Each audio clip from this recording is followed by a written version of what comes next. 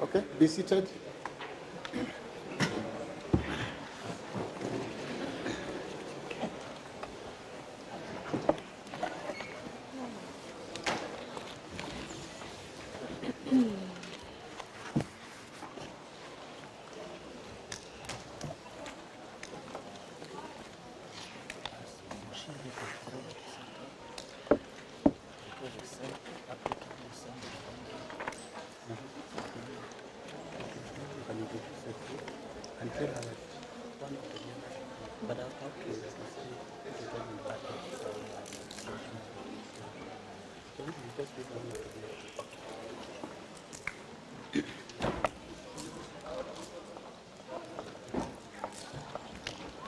Yeah, Dr. Eno, the registrar.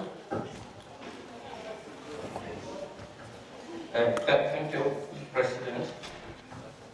Honorable President, at this sitting, the court is going to deliver 4 judgments.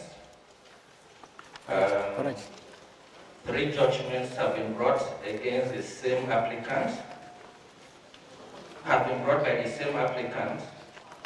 Mr. Fidel Mulidahiba, against the same respondent, the Republic of Rwanda.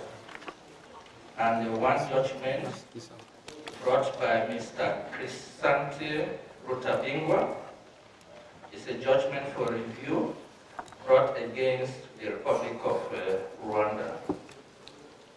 Honorable President, neither counsel for the applicant nor counsel for the respondent is represented today. Thank you, sir. The judgment of the court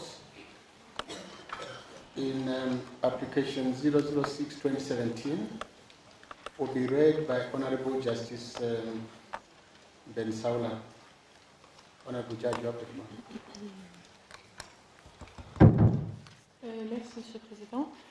La Cour, composée de Ben Kyoko, vice-président, Rafa Ben Achour, Angelo, B. Matuse, Suzanne Menge, Tuzila R. Shizumila, Shafika Ben Saula, Blaise Chikaya, Stella Anoukam et Imani Aboud, juge, et de Robert Heno, greffier, en application des articles 22 du protocole relatif à la Charte africaine des droits de l'homme et du peuple, portant création d'une Cour africaine des droits de l'homme et des peuples, ci-après dénommé le protocole, et 8 alinéa 2 du règlement intérieur de la Cour, ci-après dénommé le règlement, la juge Marie-Thérèse Mokamulisa, membre de la Cour de nationalité rwandaise, n'a pas siégé dans l'affaire. En l'affaire, Fidel Mulindahabi, assurant lui-même sa défense contre République du Rwanda non représentée, après en avoir délibéré, rend le présent arrêt par défaut. Les parties. Le requérant Fidel Mulindahabi, ressortissant de la République du Rwanda, ci-après désigné l'État défendeur, résidant à Kigali, se plaint d'avoir été victime de violences en rapport avec l'exercice de son activité de transport urbain. L'État défendeur est devenu partie à la Charte africaine des droits de l'homme et des peuples, ci-après désigné la Charte le 21 octobre 1986 et au protocole le 25 mai 2004.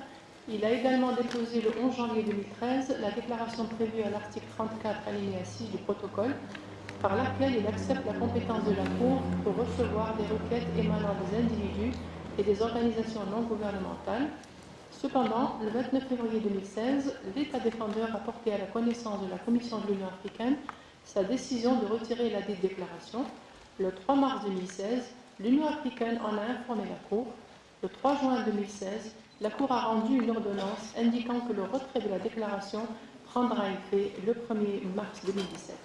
L'objet de la requête est relative à la confiscation d'un véhicule et la résiliation d'une adhésion à une compagnie de transport. Les violations alléguées, le requérant affirme que l'État défendeur a violé son droit à la propriété prévue aux articles 17 alinéa 2 de la Déclaration universelle des droits de l'homme et 14 de la Charte, et omis de se prévaloir des recours internes requis en vertu de l'article 2 alinéa 3c du pacte international relatif aux droits civils et politiques. Les mesures demandées par les parties. Le requérant demande à la Cour de rendre les mesures suivantes. Ordonner à l'État défendeur de lui payer les dommages et intérêts au préjudice subi. Ordonner à l'État défendeur de lui restituer son véhicule ou de le dédommager en lui remettant un véhicule similaire. Dire que le Rwanda a violé des instruments juridiques pertinents des droits de l'homme qu'il a ratifiés. Le requérant n'a pas déposé de demande détaillée sur les réparations. L'État défendeur ayant refusé de participer à la procédure, il n'a formulé aucune demande. Sur la compétence, en vertu de l'article 3 alinéa 1 du protocole, la Cour a compétence pour connaître de toutes les affaires et de tous les différends dont elle est saisie concernant l'interprétation et l'application de la Charte, du protocole et de tout autre instrument pertinent relatif aux droits de l'homme et ratifié par les États concernés. Par ailleurs, l'article 39 alinéa 1 du règlement prévoit que la Cour procède à un examen préliminaire de sa compétence. Après avoir procédé à l'examen préliminaire de sa compétence, et étant donné que rien dans le dossier n'indique qu'elle n'est pas compétente, la Cour conclut en l'espèce qu'elle a la compétence personnelle, la compétence matérielle, temporelle, territoriale. Donc, à la lumière de ce qui précède, la Cour conclut qu'elle a compétence pour connaître en l'espèce. Sur la recevabilité, au terme de l'article 6 alinéa 2 du protocole, la Cour statue sur la recevabilité des requêtes en tenant compte des dispositions énoncées à l'article 56 de la Charte. Conformément à l'article 39 alinéa 1 de son règlement intérieur, la Cour procède à un examen préliminaire de sa compétence et des conditions de recevabilité de la requête telles que prévues par les articles 50 et 56 de la Charte et 40 du présent règlement. La Cour note que les conditions de recevabilité énoncées à l'article 40 du règlement ne sont pas en discussion entre les parties, l'État défendeur n'ayant pas participé à la procédure. Toutefois, en application de l'article 39 alinéa 1 de son règlement, la Cour procède à l'examen des conditions de recevabilité de la requête. Il ressort clairement du dossier que l'identité du requérant est connue, de même que sa nationalité. La requête n'est pas incompatible avec l'acte constitutif de l'Union africaine et la Charte. Elle n'est pas rédigée dans un langage outrageant ou insultant et ne se fonde pas exclusivement sur les informations diffusées par les moyens de communication de masse.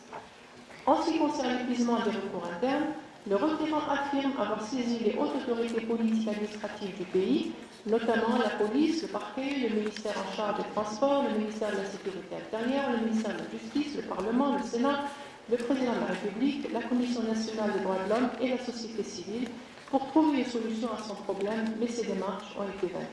Le requérant soutient en outre que saisir les juridictions n'a pas été envisagé du fait qu'un dossier dans lequel la garde présidentielle serait impliquée n'a aucune chance d'aboutir au niveau des juridictions.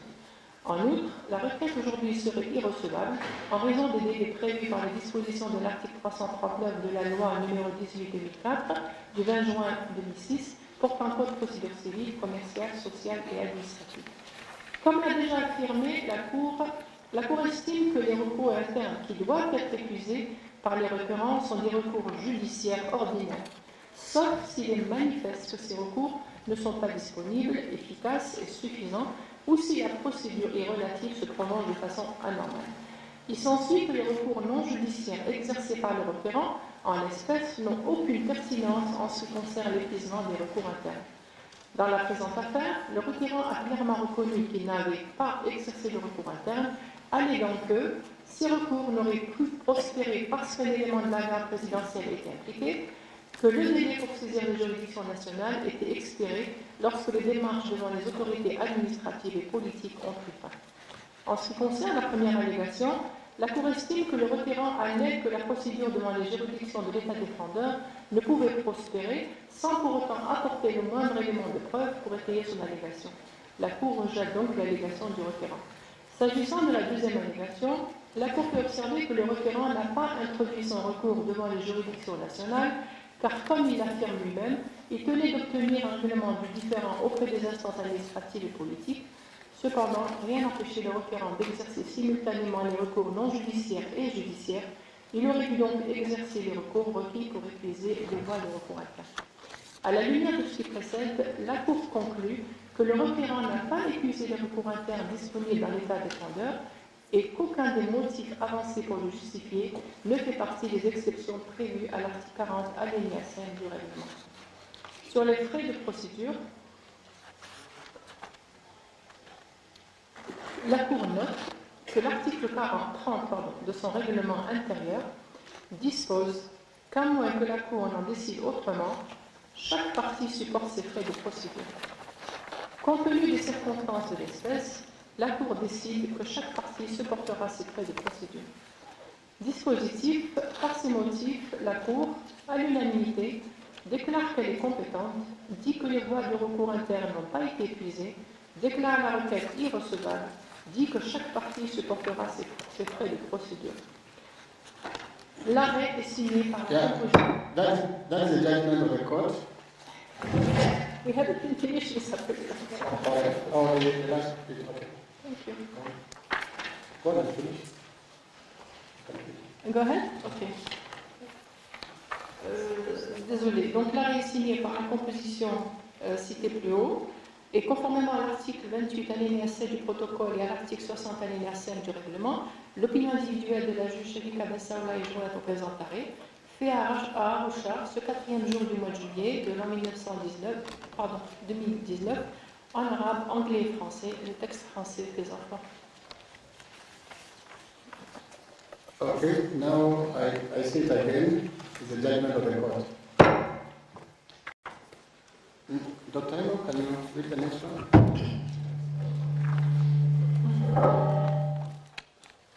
Thank you, Honorable President. The next judgment is application 007 of 2017, Fidel Mulidahabi against Rwanda. Thank you, sir. The judgment of the court will also be read by Honorable Justice Bensaoula in French. Merci, Monsieur le Président. Donc, pour la composition de la Cour, c'est la même composition. Et en application des articles 22 du protocole relatif à la Charte africaine des droits de l'homme et des peuples, portant création du Cour africain des droits de l'homme et des peuples, la juge Marie-Thérèse Mukamulisa, membre de la Cour de la nationalité rwandaise, n'a pas siégé dans l'affaire. En l'affaire, Fidel Mulidahabi assure elle-même sa défense contre République du Rwanda, non représentée, après en avoir délibéré, rend le présent arrêt par défaut. Les parties, le requérant Fidel Mulidahabi est un ressortissant de la République du Rwanda, si après désigné l'État défendeur, résident à Kigali, qui se plaint d'avoir été victime de violations en rapport avec l'exercice de son activité de transport urbain. L'État défendeur est devenu partie à la Charte africaine des droits de l'homme et du peuple, si après désigné la Charte le 21 octobre 1986 et au protocole le 25 mai 2004. Il a également déposé le 11 janvier 2013 la déclaration prévue à l'article 34 alinéa 6 du protocole, par laquelle il accepte la compétence de la Cour pour recevoir des requêtes émanant des individus et des organisations non gouvernementales. Cependant, le 29 février 2016, l'État défendeur a porté à la connaissance de la Commission de l'Union africaine sa décision de retirer sa déclaration. Le 3 mars 2016, l'Union africaine en a été informée, ou en a informé la Cour. Le 3 juin 2016, la Cour a rendu une ordonnance indiquant que le retrait de la déclaration prendra effet le 1er mars 2017. L'objet de la requête est relative à la confiscation de minibus par les autorités et sa vente aux enchères. Violation alléguée. Le requérant affirme que l'État défendeur a violé son droit à la propriété prévu aux articles 17 alinéa 2 de la Déclaration universelle des droits de l'homme et 14 de la Charte, omis de se prévaloir des recours internes requis en vertu de l'article 2 alinéa 3C du pacte international relatif aux droits civils et politiques. Pour les mesures demandées par les parties, le requérant demande à la Cour de rendre les mesures suivantes: ordonner à l'État défendeur de lui payer les dommages et intérêts pour préjudice subi, ordonner à l'État défendeur de lui restituer son véhicule ou de le dédommager en lui remettant un véhicule similaire, dire que le Rwanda a violé des instruments juridiques pertinents des droits de l'homme qu'il a ratifiés. Le requérant n'a pas déposé de demande détaillée sur les réparations. L'État défendeur ayant refusé de participer à la procédure n'a formulé aucune demande. Sur la compétence, en vertu de l'article 3 alinéa 1 du protocole, la Cour a compétence pour connaître de toutes les affaires et de tous les différends dont elle est saisie concernant l'interprétation et l'application de la Charte, du protocole et de tout autre instrument pertinent relatif aux droits de l'homme et ratifié par les États concernés. Par ailleurs, l'article 39 alinéa 1 du règlement prévoit que la Cour procède à l'examen préliminaire de sa compétence. Après avoir procédé à l'examen préliminaire de sa compétence, et étant donné que rien dans le dossier n'indique qu'elle n'est pas compétente au regard de sa compétence, la Cour conclut qu'en l'espèce, elle a la compétence personnelle, matérielle, territoriale et temporelle. À la lumière de ce qui précède, la Cour conclut qu'elle a la compétence pour connaître de l'espèce. Sur la recevabilité, au terme de l'article 6 alinéa 2 du protocole, la Cour statue sur la recevabilité des requêtes en tenant compte des dispositions énoncées à l'article 56 de la Charte. Conformément à l'article 39 alinéa 1 de son règlement intérieur, la Cour procède à un examen préliminaire de sa compétence et des conditions de recevabilité de la requête telles que prévues par les articles 50 et 56 de la Charte et 40 du présent règlement. L'article 40 du règlement, qui reprend en substance l'article 56 de la Charte, est libellé comme suit. Donc la Cour note que les conditions de recevabilité énoncées à l'article 40 du règlement ne sont pas en discussion entre les parties, l'État défendeur n'ayant pas participé à la procédure. Toutefois, en application de l'article 39 alinéa 1 de son règlement, la Cour procède à l'examen des conditions de recevabilité de la requête. Il ressort clairement du dossier que l'identité du requérant est connue et qu'il est de nationalité rwandaise. La requête n'est pas incompatible avec l'acte constitutif de l'Union africaine et la Charte. Elle n'est pas rédigée dans un langage outrageant ou insultant et ne se fonde pas exclusivement sur des informations diffusées par les moyens de communication de masse. En ce qui concerne l'épuisement des recours internes, le requérant affirme avoir saisi les autres autorités politiques et administratives du pays, notamment la police, le parquet, le ministère en charge du transport, le ministère de la Sécurité interne, le ministère de la Justice, le Parlement, le Sénat, le Président de la République, la Commission nationale des droits de l'homme et la société civile pour trouver une solution à son problème, mais ces démarches ont été vaines. Le requérant soutient en outre que saisir les juridictions n'a pas été envisagé du fait qu'un dossier dans lequel la garde présidentielle serait impliquée n'a aucune chance d'aboutir au niveau des juridictions. En outre, la requête aujourd'hui serait irrecevable en raison des délais prévus par les dispositions de l'article 339 de la loi numéro 18/2004 du 20 juin 2006 portant code de procédure civile, commerciale, sociale et administrative. Comme elle l'a déjà fait affirmer, la Cour estime que les recours internes qui doivent être épuisés par les requérants sont des recours judiciaires ordinaires, sauf s'il est manifeste que ces recours ne sont pas disponibles, efficaces et suffisants, ou si les procédures y relatives se prolongent de façon anormale. Il s'ensuit que les recours non judiciaires exercés par le requérant en l'espèce n'ont aucune pertinence en ce qui concerne l'épuisement des recours internes requis en vertu de l'article 56, article 40 du règlement. En l'espèce, le requérant a reconnu qu'il n'avait pas exercé des recours internes, alléguant que ces recours n'auraient pas pu prospérer parce qu'un élément de la garde présidentielle a été impliqué, le délai pour saisir les juridictions nationales était expiré lorsque les démarches devant les autorités administratives et politiques ont pris fin. En ce qui concerne la première allégation, la Cour estime que le requérant fait valoir que la procédure devant les juridictions de l'État défendeur ne pouvait prospérer sans pour autant apporter le moindre élément de preuve pour étayer son allégation. La Cour rejette donc cette allégation. S'agissant de la deuxième allégation, la Cour peut observer que le requérant n'a pas introduit son recours devant les juridictions nationales, car comme il l'affirme lui-même, il tentait d'obtenir un règlement du différend auprès des instances administratives et politiques. Cependant, rien n'empêchait le requérant d'exercer simultanément les recours non judiciaires et judiciaires. Il n'aurait donc dû exercer le recours requis pour épuiser le recours interne. À la lumière de ce qui précède, la Cour conclut que le requérant n'a pas épuisé les recours qui lui sont disponibles dans l'État défendeur et qu'aucun des motifs avancés pour le justifier ne fait partie des exceptions prévues à l'article 40 alinéa 5 du règlement. Sur les frais de procédure, la Cour note que l'article 30 de son règlement intérieur dispose qu'à moins que la Cour n'en décide autrement, chaque partie supporte ses frais de procédure. Compte tenu des circonstances de l'espèce, la Cour décide que chaque partie supportera ses frais de procédure. Dispositif.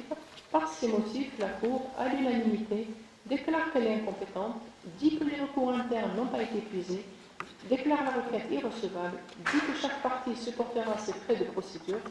L'arrêt est signé par la composition citée plus haut et conformément à l'article 28 alinéa 7 du protocole et à l'article 60 alinéa 5 du règlement, l'opinion individuelle de la juge Shafika Ben Saoula est jointe au présent arrêt. Fait à Arusha, ce 4e jour du mois de juillet de l'an 2019, en arabe, français et en anglais, le texte français présentant.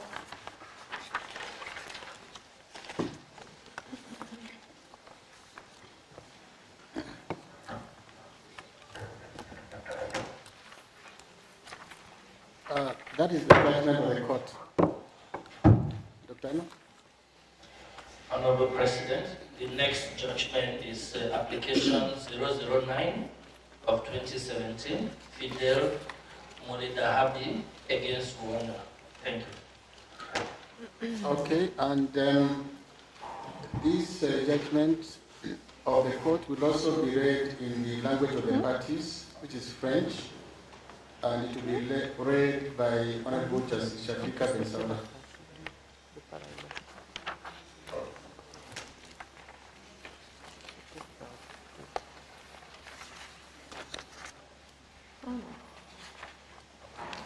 Donc, à l'affaire Fidel Molidahabi, assurant lui-même sa défense contre la République du Rwanda non représentée, après en avoir délibéré, rend le présent arrêt par défaut. Les parties, Fidel Molidahabi, c'est après dénommé le requérant, est un ressortissant de la République du Rwanda, résidant à Kigali, qui se plaint d'avoir été victime de violations relatives à son activité de transport urbain. L'État défendeur et la République du Rwanda, devenue partie à la Charte africaine des droits de l'homme et des peuples, ci-après désignée la Charte, et le 21 octobre 1986 et au protocole le 25 mai 2004. Objet de la requête est relative à la confiscation d'un véhicule par les autorités.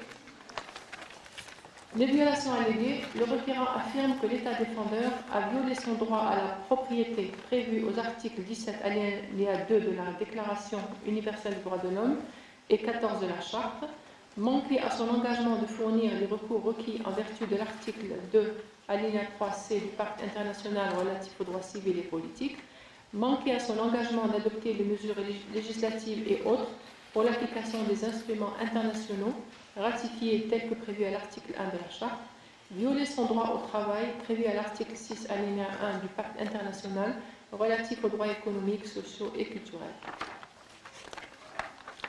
Les mesures demandées par les parties, le requérant demande à la Cour de prendre les mesures suivantes.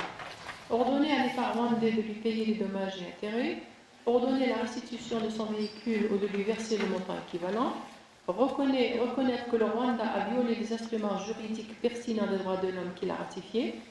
Le requérant demande aussi à la Cour de lui octroyer ce qui suit à titre de réparation, la restitution du taxi minibus Toyota en l'état où il était, ou le versement de la somme de 40 349 francs rwandais à titre de compensation, une compensation journalière de 111 540 francs rwandais à compter du 23 mars 2009 jusqu'à la date de restitution du véhicule, la somme de 23 043 236 533 francs rwandais pour le revenu sur le réinvestissement, 7,4% des intérêts sur les revenus non perçus, la somme de 40 millions de francs rwandais en guise de dommages et intérêts pour les souffrances subies, la somme de 2 millions de francs rwandais pour les frais de procédure devant les juridictions nationales et 3 millions de francs rwandais devant la Cour et les honoraires d'avocat devant la Cour.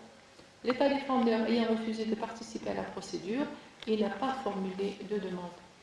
Sur la compétence, en vertu de l'article 3 alinéa 1 du protocole, la Cour a compétence pour connaître de toutes les affaires et de tous les différends dont elle est saisie concernant l'interprétation et l'application de la Charte, du protocole et de tout autre instrument pertinent relatif aux droits de l'homme et ratifié par les États concernés. Par ailleurs, l'article 39.1 du règlement prévoit que la Cour procède à un examen préliminaire de sa compétence. Après avoir procédé à l'examen préliminaire de sa compétence, et étant donné que rien dans le dossier n'indique qu'elle n'est pas compétente, la Cour conclut en l'espèce qu'elle a la compétence personnelle, matérielle, temporelle et territoriale, et vu de ce qui précède, la Cour dit qu'elle est compétente en l'espèce. Sur la recevabilité, au terme de l'article 6 alinéa 2 du protocole, la Cour statue sur la recevabilité des requêtes en tenant compte des dispositions énoncées à l'article 56 de la Charte, conformément à l'article 39 alinéa 1 de son règlement intérieur. La Cour procède à l'examen préliminaire des conditions de recevabilité de la requête telles que prévues par les articles 56 de la Charte et 40 du présent règlement. La Cour note que les conditions de recevabilité énoncées à l'article 40 du règlement ne sont pas en discussion avec les parties, l'État défendeur n'ayant pas participé à la procédure. Toutefois, en application de l'article 39 alinéa 1 du règlement, la Cour procède à l'examen des conditions de recevabilité de la requête. La Cour note que le requérant allègue que la requête respecte toutes les autres conditions de recevabilité prévues aux alinéas 1 à 7 de l'article 40 du règlement. Il ressort clairement du dossier que l'identité du requérant est connue de même que sa nationalité. La requête n'est pas incompatible avec l'acte constitutif de l'Union africaine et la Charte. Elle n'est pas rédigée dans un langage outrageant ou insultant et ne se fonde pas exclusivement sur des informations diffusées par les moyens de communication de masse. Sur l'épuisement des recours internes, le requérant affirme avoir engagé des démarches pour rencontrer les hautes autorités politiques et administratives du pays, notamment la police, le parquet, le ministère des Infrastructures en charge du transport, le ministère de la Sécurité intérieure en charge de la police, le ministère de la Justice, l'Ombudsman, la primature, le Parlement, le Sénat, le Président de la République, la Commission nationale des droits de l'homme, le Rwanda Transparency et la société civile. Le requérant soutient aussi que le recours aux juridictions n'a pas été envisagé du fait qu'un dossier dans lequel la garde présidentielle est présumée impliquée ne pourrait pas aboutir au niveau des juridictions et en plus la requête aujourd'hui serait irrecevable suite à l'écoulement des délais après le recours gracieux prévu par les dispositions de l'article 339 de la loi numéro 18/2004 du 26/6/2004 portant code de procédure civile, commerciale, sociale et administrative. La Cour fait observer que seuls les recours judiciaires ordinaires doivent être épuisés, sauf s'ils ne sont pas disponibles, efficaces et suffisants, ou si les procédures internes et relatives se prolongent de façon anormale. En effet, les recours non judiciaires exercés par le requérant ne sont pas considérés pertinents en ce qui concerne l'épuisement des recours internes. Dans la présente affaire, la Cour note que le requérant a clairement reconnu qu'il n'avait pas exercé les recours internes, alléguant que, premièrement, ces recours ne sauraient prospérer parce que les militaires de la garde présidentielle étaient impliqués, et deuxièmement, que le délai pour saisir les juridictions nationales était expiré lorsque les démarches devant les autorités administratives et politiques ont pris fin. En ce qui concerne la première allégation, la Cour relève que sans aucune preuve à l'appui, le requérant soutient simplement que la procédure devant les juridictions de l'État défendeur était vaine parce que les militaires de la garde présidentielle étaient impliqués. Cette Cour a estimé que les affirmations d'ordre général ne sont pas suffisantes, des preuves plus concrètes sont requises. En conséquence, cette allégation est rejetée. S'agissant de la deuxième allégation, la Cour fait observer que le requérant n'a pas introduit son recours devant les juridictions nationales dans le délai, car comme il l'affirme, il tentait d'obtenir un règlement devant les instances administratives et politiques. Cependant, rien n'empêchait le requérant d'exercer simultanément les recours non judiciaires et ceux judiciaires. Il aurait dû exercer les recours requis pour épuiser le recours interne.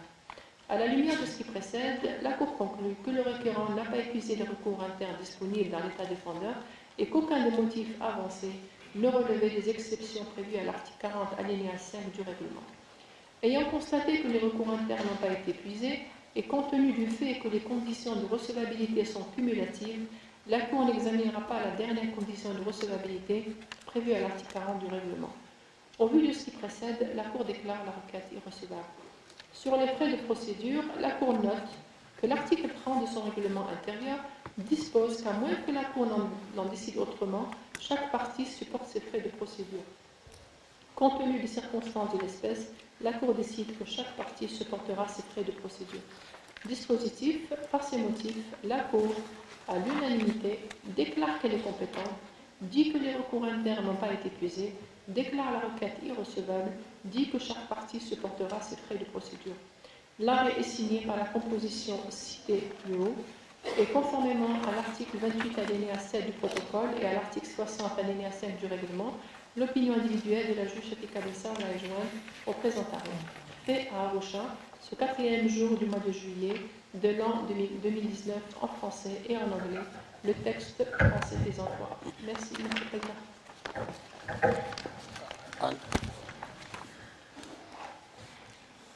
And that is the judgment of the court.